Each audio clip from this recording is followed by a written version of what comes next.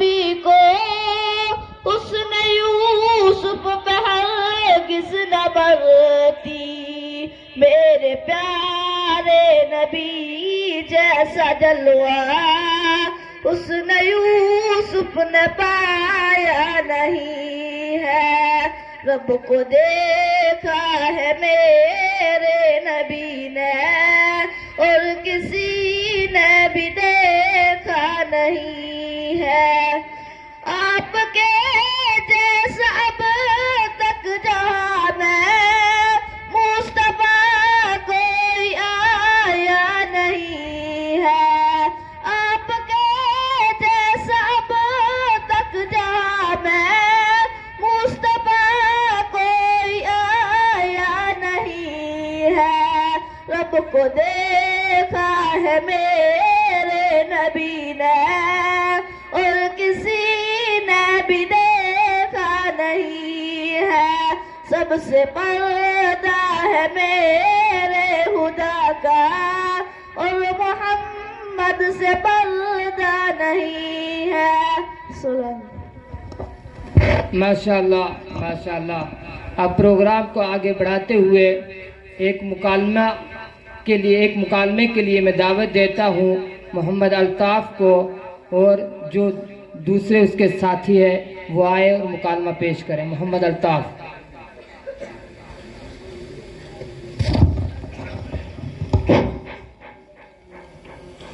السلام علیکم ورحمۃ اللہ وبرکاتہ۔ وعلیکم السلام ورحمۃ اللہ وبرکاتہ۔ میرے بھائی جی آپ کا کیا حال ہے؟ کیا آپ کو دکھتا نہیں؟ میں ٹھیک ہوں، اللہ کا شکر ہے۔ میرے بھائی جان آپ اپنا اسم گرامی بتائیے۔ میں اپنا نام کیوں بتاؤں؟ آپ نے میرے نام سے کیا لینا دینا ہے؟ جو کام ہے وہ بتائیے۔ ارے بھائی آپ اپنا نام تو بتائیے۔ نام تو بعد میں بتاؤں گا، پہلے آپ کو سلام کے ادب یاد ہیں؟ مجھے تو نہیں یاد، ذرا آپ بتائیے۔ سلام کرنا سنت ہے، جواب دینا واجب ہے۔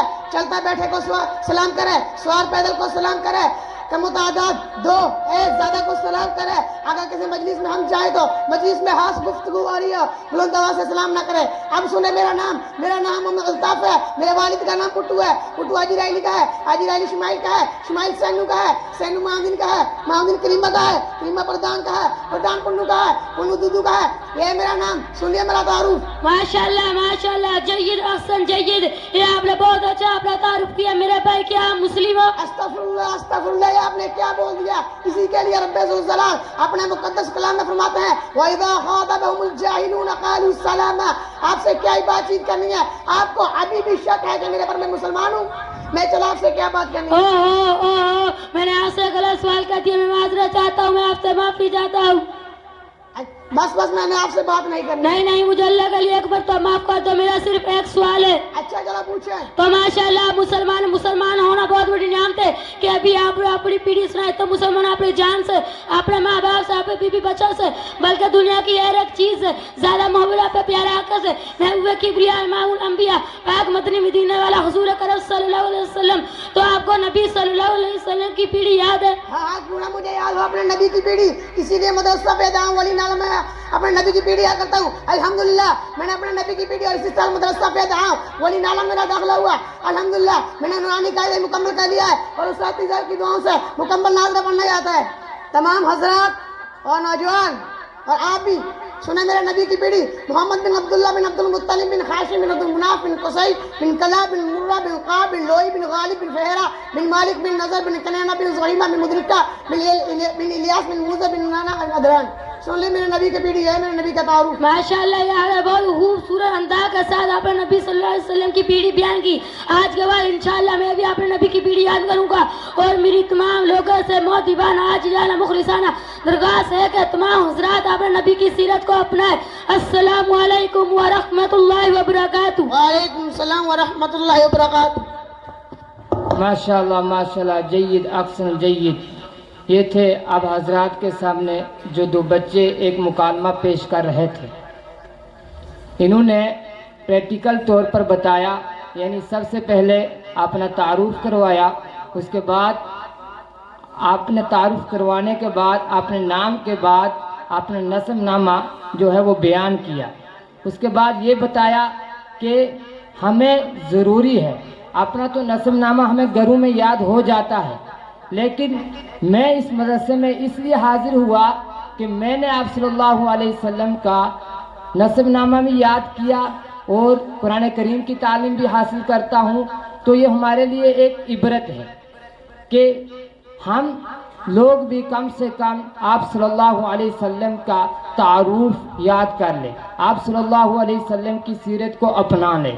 جیسے ان بچوں نے بتایا کہ آپ صلی اللہ علیہ وسلم کا نسب نامہ یہ ہے. اگر ہمیں کسی کو پوچھا جائے تو ہم میں سے بہت اکثر حضرات ایسے ہوں گے جن کو آپ صلی اللہ علیہ وسلم کا نام تو یاد ہوگا, لیکن آپ صلی اللہ علیہ وسلم کے والد محترم کا نام یاد نہیں ہوگا. پھر اگر یہ ہوگا آپ صلی اللہ علیہ وسلم کے والد محترم کا نام تو یاد ہوگا, لیکن آپ صلی اللہ علیہ وسلم کے دادے کا نام یاد نہیں ہوگا. تو ہمارے لیے یہ فرض ہے کہ کم سے کم ہم آپ صلی اللہ علیہ وسلم کی سیرت کو بھی اپنائیں اور آپ صلی اللہ علیہ وسلم کا نسب نامہ بھی یاد کریں. تو اس کے بعد پروگرام کو آگے بڑھاتے ہوئے, اس لیے کہ جو بچوں کا پروگرام تھا وہ اختتام کو پہنچ رہا ہے, تو اس سے پہلے جو یہ دوسری مجلس کا آغاز ہو رہا ہے, یعنی دوسری نشست کا جو آغاز ہو رہا ہے, تو سب سے پہلے کسی بھی مذہب میں اگر مجلس کا آغاز کیا جاتا ہے, کسی مذہب کو بھی آپ لے کر چلو, تو سب سے پہلے جو ان کا جو رویہ, جو ان کے کلچر میں, جو ان کی سوسائٹی میں, جو ان کے معاشرے میں جو اہم چیز ہوتی ہے, اس کے ذریعے سے اپنی مجلسوں کا, اپنی پروگرام کو آگے بڑھاتے ہیں. تو اللہ تبارک و تعالیٰ کی ذات نے ہمیں ایک ایسا مذہب دیا ہے, ان الدین عند اللہ الاسلام, جو پکا اور سچا مذہب ہے. تو پھر ایسی ہی کتاب ہمیں عطا کی ہے جو قیامت کے دن تک رہنے والی ہے, جو ابتدا سے ہے اور انتہا تک رہے گی. اس ذات نے ہمیں مقدس کتاب عطا کی ہے جو ہمیں نبی بخشا, وہ نبیوں بھی سب نبیوں سے اعلیٰ ہے. یعنی ہر ایک چیز اس امت کے لیے اللہ تبارک و تعالیٰ کی ذات نے مکمل طور پر پیش فرما دی ہے اور بیان کر دی ہے. تو سب سے پہلے کسی بھی مجلس کا آغاز ہوتا ہے, لیکن وہ اپنے طور طریقے سے آغاز کرتے ہیں, لیکن جو دین کی مجلس ہے اس کا جو آغاز ہوتا ہے یہ آیات مبینہ سے ہوتا ہے, آیات مبینہ کے ذریعے سے ہوتا ہے. کیونکہ اللہ تبارک و تعالیٰ کی ذات نے جس نبی پر اتاری وہ نبی نبیوں سے اعلیٰ, جو فرشتہ اس کتاب کو لے کر آیا وہ سید الملائکہ ہے. تو جس رات میں اتاری وہ رات راتوں سے اعلیٰ, یعنی افضل رات ہے, لیلۃ القدر کہا جاتا ہے جس کو, وہ رات ہے وہ سب راتوں سے افضل ہے. تو جس مہینے میں نازل کی وہ مہینہ دوسرے مہینوں سے اعلیٰ ہے, جس کا ذکر اللہ تبارک و تعالیٰ کی ذات خود فرماتی ہے, شہر رمضان الذی انزل فیہ القرآن, یعنی ماہ رمضان کے مہینے میں یہ کتاب نازل کی ہے. جس رات میں نازل کی وہ رات بھی راتوں سے اعلیٰ.